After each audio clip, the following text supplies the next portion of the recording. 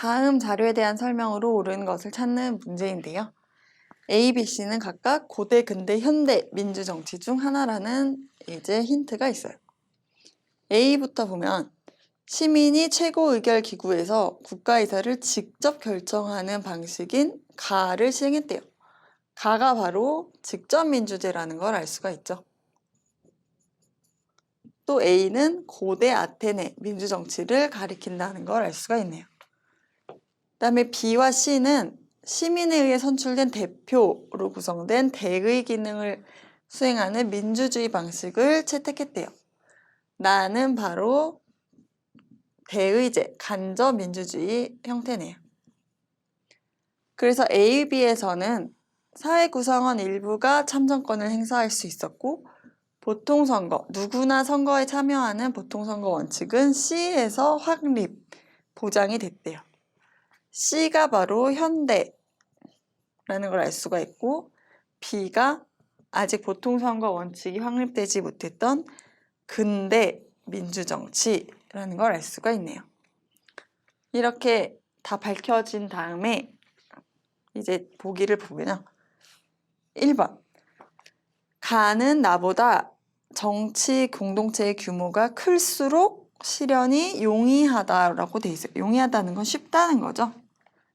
그런데 직접 민주주의는 공동체의 규모가 클수록 쉬운 게 아니라 더 작을수록 하기 쉽죠.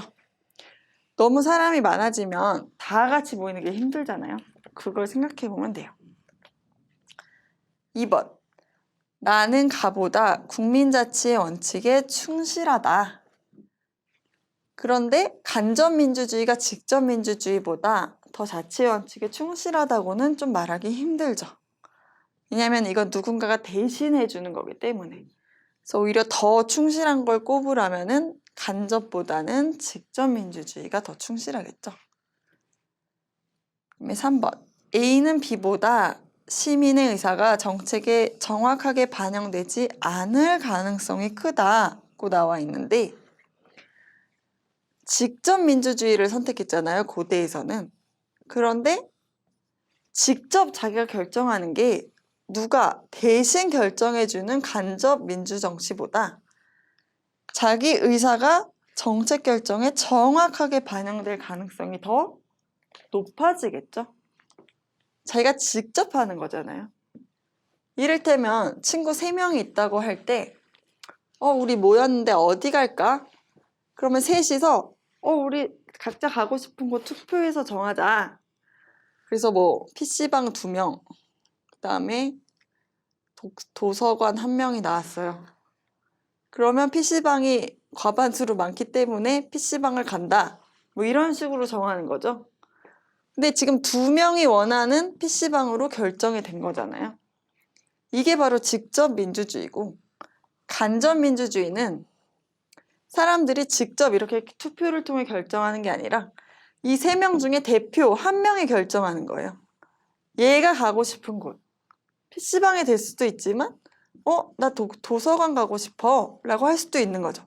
나머지 구성원이 뭐라고 생각하는지에 관계가 없이. 이게 바로 대의제의 문제점인데 그렇기 때문에 3번을 다시 읽어보면 A. 직접 민주주의를 하는 고대 아테네는 시민의 의사가 더 정확하게 반영될 가능성이 않을 가능성이 큰 게 아니라 반영될 가능성이 큰 거겠죠. 그래서 틀렸습니다. 4번 B는 C와 달리 나의 한계를 보완하기 위해 가의 요소를 도입했다. 간접민주주의에 직접민주주의 요소를 도입했다는 건데 이걸 도입한 건 바로 근대가 아니라 현대예요. 우리 현대 사회에서는 대의제를 기본으로 하면서도 모든 걸 대의제로 하다 보면 아까처럼 국민의 의사가 정확하게 반영되지 않을 수도 있기 때문에 직접 민주주의 요소를 일부 도입했어요. 그래서 도입한 건 B가 아니라 C예요. 그래서 틀렸고요.